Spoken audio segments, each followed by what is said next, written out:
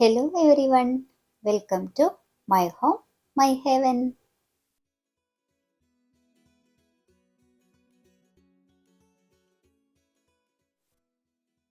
Saturday എടുത്തിട്ടുള്ള ഒരു video ആണ് കേട്ടോ ഇന്ന് നിങ്ങളായിട്ട് ഷെയർ ചെയ്യുന്നത്.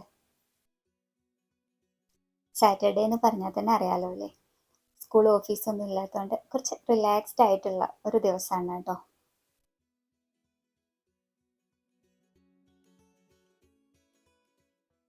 അപ്പോൾ സാധാരണ സാറ്റർഡേസിലാണ് കേട്ടോ ഞാൻ ബെഡ്ഷീറ്റ് അതുപോലെ പില്ലോ കവർ അതൊക്കെ വാഷ് ചെയ്യുന്ന ദിവസം. ഇപ്പോൾ ബ്രേക്ക്ഫാസ്റ്റ് കഴിഞ്ഞതിന് ശേഷം ആദ്യം തന്നെ അതൊക്കെ കഴുകാൻ വേണ്ടിയിട്ട് ഇടുകയാണ്. ഈ ഹോളിഡേയ്സിൽ പൊതുവേ ഈ കാര്യമൊക്കെ ചെയ്യുന്നതായിരിക്കും കുറച്ചുകൂടി നല്ലത്. അപ്പോൾ ആ ദിവസങ്ങളിലാകുമ്പോൾ നമുക്ക് 2 ദിവസം അവധിയൊക്കെ ആകുമ്പോൾ യൂണിഫോം അങ്ങനത്തെ ഒന്നും വാഷ് ചെയ്യാനൊന്നും ഉണ്ടാവില്ലല്ലോ. അപ്പോൾ അതുകൊണ്ടാണ് ഞാൻ സാറ്റർഡേയ്സിൽ എൻ്റെ ലോണ്ട്രി റുട്ടീനിൽ പിന്നെ ബെഡ്ഷീറ്റ്, കിച്ചൺ ടവൽ അങ്ങനത്തെയൊക്കെ ഐറ്റംസ് വാഷ് ചെയ്യാൻ വേണ്ടി മാറ്റി വെച്ചിട്ടുണ്ട്. അതുപോലെ തന്നെ ഇന്നത്തെ വീഡിയോയിൽ ഞാൻ എൻ്റെ പുതിയ ദോശത്തവ എങ്ങനെ സീസൺ ചെയ്യുന്നത്, കാസ്റ്റ് അയണിൻ്റെ തവ എങ്ങനെയാണ് പിന്നെ സീസൺ ചെയ്യുന്നതെന്നും കൂടെ നിങ്ങളോട് കാണിക്കുന്നുണ്ട് കേട്ടോ. അപ്പോൾ അതിന് മുമ്പായിട്ട് ഞാൻ എപ്പോഴും ദോശക്കല്ലിൽ യൂസ് ചെയ്യാറുള്ളത് നമ്മുടെ പണ്ടൊക്കെ നമ്മൾ യൂസ് ചെയ്തിരുന്ന ദോശ തുണിയാണ് കേട്ടോ. ഇപ്പോൾ മാർക്കറ്റിൽ ഒരുപാട് സിലിക്കൺ ടൈപ്പ് ബ്രഷൊക്കെ അവൈലബിൾ ആണ്, എൻ്റെ കയ്യിലുണ്ട്. പക്ഷെ എനിക്ക് അത് യൂസ് ചെയ്യുന്നതിനേക്കാളും എന്തുകൊണ്ടോ കുറച്ചുകൂടി കംഫർട്ടബിൾ ആയിട്ട് തോന്നാറുള്ളത് എപ്പോഴും ഇതുപോലെ ക്ലോത്ത് കൊണ്ട് നമ്മൾ ഉണ്ടാക്കുന്നതാണ്. അപ്പോൾ അത് ഉണ്ടാക്കാൻ വേണ്ടിയിട്ട് ഞാനിത് എൻ്റെ ഒരു കോട്ടൻ്റെ പില്ലോ കവർ എടുത്തിട്ടുണ്ട് കേട്ടോ. ഇത് ഞാൻ യൂസ് ചെയ്തിട്ടുണ്ടായിരുന്നില്ല, ഞാൻ വാങ്ങിച്ചപ്പോൾ എനിക്ക് എൻ്റെ പില്ലോയിൽ അത് സൈസ് ഓക്കെ അല്ല, അപ്പോൾ അതുകൊണ്ട് ഞാൻ യൂസ് ചെയ്ത് വെച്ചാണ്, അതുകൊണ്ട് അത് എടുത്തത്. ഇനിയിപ്പോൾ ഇതില്ല എന്നുണ്ടെങ്കിൽ നമ്മൾ യൂസ് ചെയ്ത് തുണിയാലും കുഴപ്പമില്ല കേട്ടോ. അപ്പോൾ ഞാനിത് 2 എണ്ണം ഇതുപോലെ ഇങ്ങനെ കട്ട് ചെയ്തെടുത്തിട്ട് നമുക്ക് കെട്ടിയെടുക്കാൻ വേണ്ടിയിട്ട്. ബാക്കി 2 പീസ് 2 എണ്ണം ഉണ്ടാക്കുന്നുണ്ട്. അപ്പോൾ ഞാനിതായിരുന്നൊരു ചെറിയ പീസ് ഇതുപോലെ കട്ട് ചെയ്ത് എടുത്തിട്ടുണ്ട്. ഇനി ഇതാണ് നമ്മളിതിൻ്റെ ഈ ക്ലോത്തിൻ്റെ ഉള്ളിൽ വെക്കാൻ പോകുന്നത്. അപ്പോൾ അത് ഞാൻ ഒന്ന് ഫോൾഡ് ചെയ്ത് എടുക്കുകയാണ്. വളരെ ഈസി ആയിട്ടുള്ള കാര്യമാണ്, എല്ലാവർക്കും ഈസി ആയിട്ട് ചെയ്യാൻ പറ്റുന്ന ഒരു കാര്യമാണ് കേട്ടോ. പിന്നെ കാണിക്കണമെന്നൊന്നുമില്ല, പക്ഷെ ഞാൻ ജസ്റ്റ് ചെയ്തപ്പോൾ നിങ്ങളുമായിട്ടൊന്ന് ഷെയർ ചെയ്തു എന്ന് മാത്രം. ഇങ്ങനെ ഒരു കാര്യം നമ്മൾ പലരും ചിലപ്പോൾ നമ്മുടെ മനസ്സിൽ വിട്ടുപോയിട്ടുണ്ടെങ്കിൽ എന്ന് ഓർത്തോട്ടേ വിചാരിച്ചു. അപ്പോൾ അതിന് ശേഷം നമ്മൾ ആ വലിയ ക്ലോത്തിൽ ഈ ചെറിയ തുണി ഇതുപോലെ മടക്കി വെച്ചിട്ട് നമ്മൾ ഇതുപോലെ കവർ ചെയ്ത് എടുക്കുക.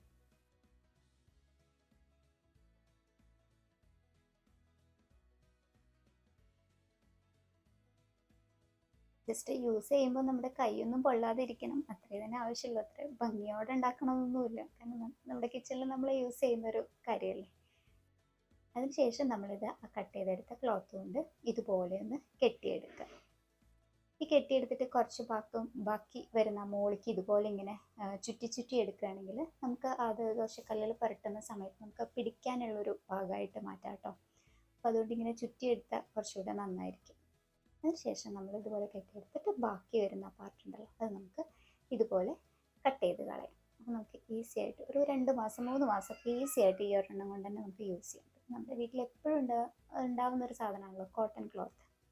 അപ്പോൾ ഇതുപോലെ ഈസി ആയിട്ട് ഉണ്ടാക്കിയെടുക്കാം. അപ്പോൾ ഞാനിത് ഇവിടെ എപ്പോഴും 2 എണ്ണം ഉണ്ടാക്കിയെടുത്തിട്ടുണ്ട് കേട്ടോ. ഒന്ന് ദോശക്കല്ലിൽ വെളിച്ചെണ്ണ തേക്കാനും മറ്റൊന്ന് എൻ്റെ കാസ്റ്റ് അയൺ തവകളൊക്കെ എപ്പോഴും ഇങ്ങനെ ഇതുപോലെ എണ്ണ തേക്കാൻ വേണ്ടിയിട്ട് നല്ലെണ്ണ ആക്കി വെക്കാനും വേണ്ടിയിട്ടാണ് 2 എണ്ണം യൂസ് ചെയ്യുന്നത്. അപ്പോൾ അതൊക്കെ ഉണ്ടാക്കിയതിന് ശേഷം ഞാനിത് ലഞ്ച് ഒന്ന് റെഡിയാക്കി എടുക്കാൻ വിചാരിച്ചു. അതിന് ശേഷം ബാക്കി പണികളിലേക്ക് പോവാം. അപ്പോൾ ലഞ്ച് ഞാനിന്ന് ഭയങ്കര ഹെൽത്തി ആയിട്ടുള്ള ഒരു ഐറ്റം ഉണ്ടാക്കുന്നത് കേട്ടോ. അപ്പോൾ അത് ഉണ്ടാക്കാൻ വേണ്ടിയിട്ട് ഞാനിത് ഒരു മിക്സിയിൽ കുറച്ച് വെളുത്തുള്ളി, ചെറിയുള്ളി, ഇഞ്ചി, പിന്നെ പെരുംജീരകം ഇട്ടിട്ടുണ്ട്. ചിക്കൻ റോസ്റ്റാണ് കേട്ടോ ഉണ്ടാക്കുന്നത്. പിന്നെ പൊടികളായിട്ട് മഞ്ഞൾപ്പൊടി, മുളക് പൊടി, ഗരം മസാല, പിന്നെ കുറച്ച് ചില്ലി ഫ്ലേക്സും കൂടി ഇട്ടിട്ടുണ്ട്. ഇതെല്ലാം കൂടെ നന്നായിട്ട് മിക്സിയിലൊന്ന് അരച്ചെടുക്കുക, ഒട്ടും വെള്ളം ചേർക്കുന്നില്ല കേട്ടോ. എന്നിട്ട് നമ്മളിത് ചിക്കനിൽ നന്നായിട്ട് പുരട്ടിയിട്ട് ഒരു അരമണിക്കൂറോളം നമ്മൾ ഫ്രിഡ്ജിലൊന്ന് വെക്കാം.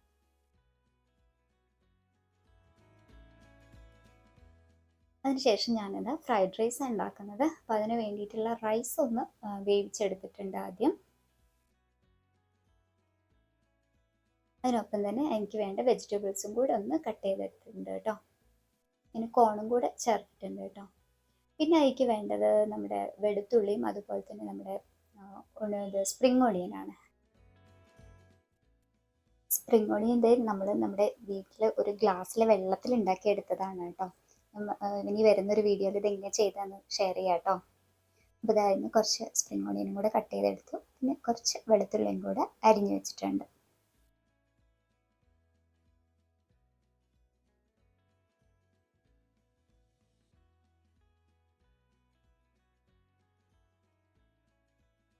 ഇനി നമുക്കിത് ചിക്കൻ ഉണ്ടാക്കിയെടുക്കാം. ചിക്കൻ വളരെ ഈസി ആയിട്ട് ഉണ്ടാക്കാൻ പറ്റുന്നതാണ്, എന്നാൽ ഹെൽത്തി ആയിട്ടുള്ള ഒന്നാണ് കേട്ടോ. അപ്പം ഞാനിത് ചിക്കൻ ഉണ്ടാക്കാനുള്ള തവ അടുപ്പിൽ വെച്ചിട്ടുണ്ട്. ഇനി ഇതിലേക്ക് ഒഴിക്കുന്നത് തേങ്ങാപ്പാലാണ് കേട്ടോ. അത്ര കട്ടി തേങ്ങാപ്പാലൊന്നുമല്ല, മുക്കാൽ ഒരു തേങ്ങയുടെ മുക്കാൽ ഭാഗം ചിരവി എടുത്തത് ഇതുപോലെ തേങ്ങാപ്പാലായി എടുത്തിട്ടുണ്ട്. ഞാൻ അന്ന് ചൂടായി വരുമ്പോൾ നമ്മളിത് നേരത്തെ ഫ്രിഡ്ജിൽ പുരട്ടി വെച്ചിട്ടുണ്ടായിരുന്ന ചിക്കൻ ഉണ്ടല്ലോ, അത് ഇതിലിട്ടിട്ട് നന്നായിട്ട് കുക്ക് ചെയ്തെടുക്കുക. അല്ലാണ്ട് നമ്മൾ കുറേ ഉള്ളി വഴറ്റാനോ അങ്ങനെ ഒന്നും സമയം കളയണ്ട. ജസ്റ്റ് ഇതിലിട്ടിട്ട് നമ്മൾ നന്നായിട്ട് വേവിച്ച് റോസ്റ്റ് ചെയ്ത് എടുക്കുകയാണ്. ഇതിൽ ഒരു തുള്ളി വെളിച്ചെണ്ണ പോലും നമ്മൾ യൂസ് ചെയ്യുന്നില്ല കേട്ടോ. ഈ തേങ്ങാപ്പാലും തന്നെ ഇതിങ്ങനെ കുക്കായി വരുമ്പോൾ ആ ഒരു വെളിച്ചെണ്ണയുടെ ഫ്ലേവറൊക്കെ ഇറങ്ങി വരും. അല്ലാണ്ട് നമ്മൾ സെപ്പറേറ്റ് ഒരു വെളിച്ചെണ്ണ ഒന്നും ഒഴിച്ച് ഒരുപാട് വഴറ്റിയെടുക്കുകയല്ല. ഇപ്പോൾ ഇതേ നമ്മൾ റോസ്റ്റ് ചെയ്ത് ഈ ഒരു പരുവത്തിൽ ആയിട്ടുണ്ട് കേട്ടോ. ഒരു തുള്ളി എണ്ണ പോലും നമ്മൾ ഒഴിച്ചിട്ടില്ലേ. അപ്പോൾ ഇത് ഇത്രയും റോസ്റ്റ് ആക്കിയപ്പോൾ ഞാൻ നിർത്തുകയാണ്. ഇനി എത്രത്തോളം നമുക്ക് ഡ്രൈ ആക്കി എടുക്കണം അത്രത്തോളം നമ്മൾ റോസ്റ്റ് ചെയ്ത് എടുക്കാം. പിന്നെ ഇത് അടി കട്ടിയുള്ള ഒരു തവയിൽ വേണം ഇത് ഉണ്ടാക്കാനെന്ന് മാത്രം. ഞാനിപ്പോൾ ഇവിടെ ഒരു അയൺ തവയിലാട്ടോ ഉണ്ടാക്കിയിരിക്കുന്നത്. അതുകൊണ്ട് ഒട്ടും അടി പിടിച്ചിട്ടോ ഒന്നുമില്ല. ഈസി ആയിട്ട് നമുക്ക് ഉണ്ടാക്കിയെടുക്കാൻ പറ്റും. ലാസ്റ്റ് ഇതേ കുറച്ച് കറിവേപ്പിലയും കൂടി ഇട്ട് കൊടുത്തിട്ടുണ്ട്. ഇനി നമ്മളിതിലൊന്നും ചേർക്കണ്ടില്ല, ഓയിലോ ഒന്നുമില്ല. ഈസി ആയിട്ട് ഉണ്ടാക്കാനും പറ്റും. എല്ലാവരും തീർച്ചയായിട്ടും ഒന്ന് ട്രൈ ചെയ്ത് നോക്കണം കേട്ടോ.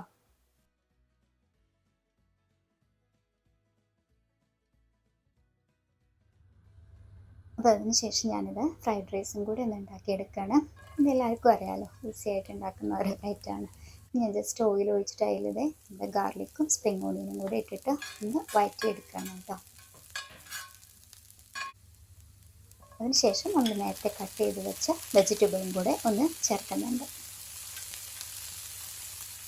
വെജിറ്റബിൾസൊക്കെ നമുക്ക് ഇഷ്ടമുള്ള ഏത് വെജിറ്റബിൾസും ഇതിൽ ചേർക്കാം കേട്ടോ. ഞാനിത് നന്നായി വെജിറ്റബിൾസ് ഇട്ടിട്ടുണ്ട്. മറ്റൊന്നല്ല, കുട്ടികൾ ഇങ്ങനത്തെയൊക്കെ റൈറ്റ് ആകുമ്പോഴാണ് കുറച്ചെങ്കിലും വെജിറ്റബിൾസ് ഒക്കെ കഴിക്കുള്ളൂ. അതുകൊണ്ട് അത്ര ഭംഗിയൊന്നും നോക്കാറില്ല. മാക്സിമം വെജിറ്റബിൾസൊക്കെ അതിൽ ആഡ് ചെയ്യാൻ നോക്കും. അതിൽ ഞാനിത് ഒരു ചെറിയ കോഴിമുട്ടയും കൂടെ ഒഴിച്ചിട്ടുണ്ട് കേട്ടോ. ഇനി അതും കൂടെ നന്നായിട്ടൊന്ന് മിക്സ് ചെയ്ത് എടുക്കുകയാണ്. ഈ സമയത്ത് കുറച്ച് സോയാ സോസ് കൂടെ ഒഴിക്കുന്നുണ്ട് കേട്ടോ. ഇനി നമ്മൾ നേരത്തെ കുക്ക് ചെയ്ത് വെച്ചിട്ടുള്ള റൈസും കൂടി ഇതിലിട്ടിട്ട് നന്നായിട്ട് മിക്സ് ചെയ്തെടുക്കുക. ഈ റൈസ് നമ്മൾ വേവിച്ചപ്പോൾ ഓൾറെഡി ഉപ്പ് ഇട്ടിട്ടാണ് കേട്ടോ വേവിച്ചത്. പിന്നെ സോയാ സോസ് ഒഴിക്കുന്നല്ലേ, അതുകൊണ്ട് ഉപ്പ് നമ്മൾ നോക്കിയിട്ട് മതി പിന്നെ ഇടുക. ഇനി ഇത് നന്നായിട്ട് മിക്സ് ചെയ്ത് എടുക്കുകയാണ്. ഇനി ഇതിൽ നമ്മൾ കുറച്ച് പെപ്പർ പൗഡറും കൂടെ ഇടുന്നുണ്ട് കേട്ടോ.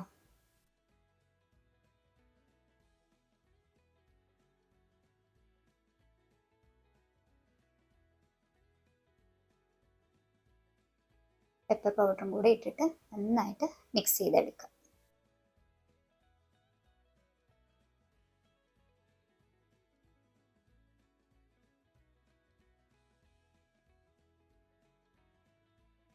ഇത് അങ്ങനെ നമ്മുടെ ലഞ്ചൊക്കെ റെഡി ആയി കേട്ടോ.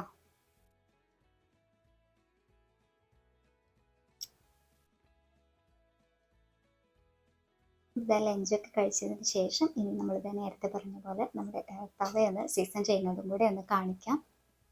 അപ്പം അതിന് മുമ്പായിട്ട് നമ്മളിത് നേരത്തെ ഉണ്ടാക്കിയ ദോശ തുണികളുണ്ടല്ലോ, അത് ഞാനിത് ഈ ഭരണികളിലാണ് കേട്ടോ ഇട്ട് വെക്കാറുള്ളത്. ഇതിൽ ഒന്നിൽ വെളിച്ചെണ്ണയാക്കി വെക്കും, മറ്റൊന്നിൽ നമ്മുടെ നല്ലെണ്ണ. അതായത് ഞാൻ പറഞ്ഞല്ലോ, കാസ്റ്റ് അയൺ പാത്രങ്ങളൊക്കെ എപ്പോഴും നമ്മൾ നന്നായി മെയിൻറ്റെയിൻ ചെയ്ത് പോകണമെങ്കിൽ ഇടയ്ക്കിടയ്ക്ക് ഇതുപോലെ നല്ലെണ്ണയൊക്കെ തേച്ച് വെച്ചാൽ മാത്രമേ അത് നമുക്ക് നന്നായി മെയിൻറ്റെയിൻ ചെയ്ത് കൊണ്ടുപോകാൻ പറ്റുള്ളൂ. അപ്പം അതിന് വേണ്ടിയിട്ട് ഒന്ന് അങ്ങനെയും വെക്കും, ഒന്നിൽ ദോശത്തവയിൽ വെളിച്ചെണ്ണയാക്കാൻ.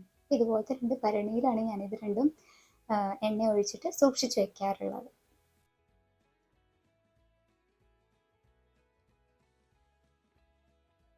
അപ്പോൾ ഈ ദോശത്തവയാണ് കേട്ടോ നമുക്ക് സീസൺ ചെയ്യാനുള്ളത്. അപ്പോൾ ഞാനിത് കുറച്ച് ഒരു 1-2 ആഴ്ചയൊക്കെ എടുക്കും കേട്ടോ നമ്മളിത് സീസൺ ചെയ്ത് വരാൻ. അപ്പോൾ ഞാനിത് കുറച്ച് ദിവസമായിട്ട് ഇത് ചെയ്ത് വരുന്ന ഒരു പ്രോസസ്സാണ്. ജസ്റ്റ് ഇന്ന് ചെയ്യുമ്പോൾ അത് നിങ്ങളെയും കൂടെ ഒന്ന് കാണിക്കാൻ വിചാരിച്ചു. അപ്പോൾ നമ്മളിത് നന്നായിട്ട് കഴുകിയെടുക്കണം. ആദ്യം കഴുകുന്ന സമയത്ത് ഇതിൽ കറുത്ത പൊടികളൊക്കെ ഉണ്ടാവും. ഇതിലിപ്പോൾ അതില്ല, കാരണം ഞാൻ 2-3 ദിവസമായിട്ട് ഈ പ്രോസസ്സ് ഇങ്ങനെ ചെയ്തുകൊണ്ട് ഇതിൻ്റെ പൊടിയൊക്കെ പോയിട്ടുണ്ട്. എന്നാലും നന്നായിട്ടൊന്ന് കഴുകിയെടുക്കണം.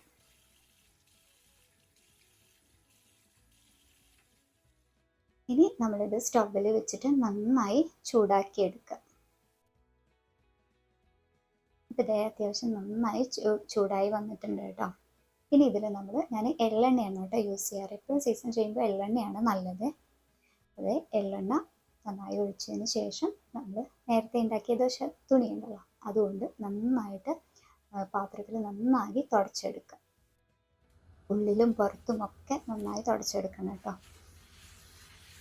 പിന്നെ ചൂട് തവയിലൊക്കെ യൂസ് ചെയ്യുന്ന സമയത്ത് ഇതുപോലെ കുറച്ച് വലുപ്പത്തിൽ ഉണ്ടാക്കുന്നതാവും കേട്ടോ എപ്പോഴും നല്ലത്. ഇത് അത്യാവശ്യം വലുപ്പമുള്ളതുകൊണ്ട് എനിക്ക് പിടിക്കാനൊക്കെ ഉള്ളൊരു ഇതുണ്ട്. എനിക്ക് പെട്ടെന്ന് കൈയൊക്കെ പൊള്ളാനുള്ളൊരു ചാൻസ് ഉണ്ട്.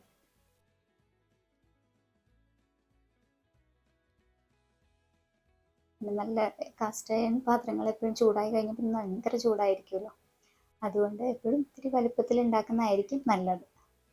ഞാനിത് ചൂടാക്കി. ഇനി ഇത് ഞാൻ സാധാരണ രാത്രിയിലാട്ടോ കിടക്കാൻ പോകുന്നതിന് മുമ്പ് ഇത് ചെയ്ത് വെക്കും. കാരണം ഈ പാത്രം നല്ല ചൂടായിരിക്കും, നമുക്ക് എടുത്ത് വെക്കാനൊക്കെ ഇത്തിരി ബുദ്ധിമുട്ടാവും. എന്നിട്ട് നെക്സ്റ്റ് ദിവസം രാത്രി വീണ്ടും ഇതേപോലെ കഴുകിയെടുക്കും. ഇതേപോലെ എണ്ണ ചൂടാക്കിയിട്ട് എണ്ണ തേച്ച് വെക്കും. ഇങ്ങനെയാണ് ചെയ്യാറ്. ഇത് ഏതാണ്ട് ഒരു 2 ആഴ്ചത്തോളമൊക്കെ ചെയ്ത് കഴിഞ്ഞാൽ പിന്നെ നമുക്ക് യൂസ് ചെയ്ത് തുടങ്ങും. അപ്പം ഇന്നത്തെ ഈ ചെറിയ വീഡിയോ എല്ലാവർക്കും ഇഷ്ടമായെന്ന് വിചാരിക്കുന്നു. ഇഷ്ടമായാൽ തീർച്ചയായും ലൈക്ക് ചെയ്യാനും ഷെയർ ചെയ്യാനും സബ്സ്ക്രൈബ് ചെയ്യാനും കമൻറ്റ് ചെയ്യാനും ഒന്നും മറക്കരുത് കേട്ടോ. അപ്പോൾ മറ്റൊരു പുതിയ വീഡിയോ ആയിട്ട് കാണും വരെ ബൈ.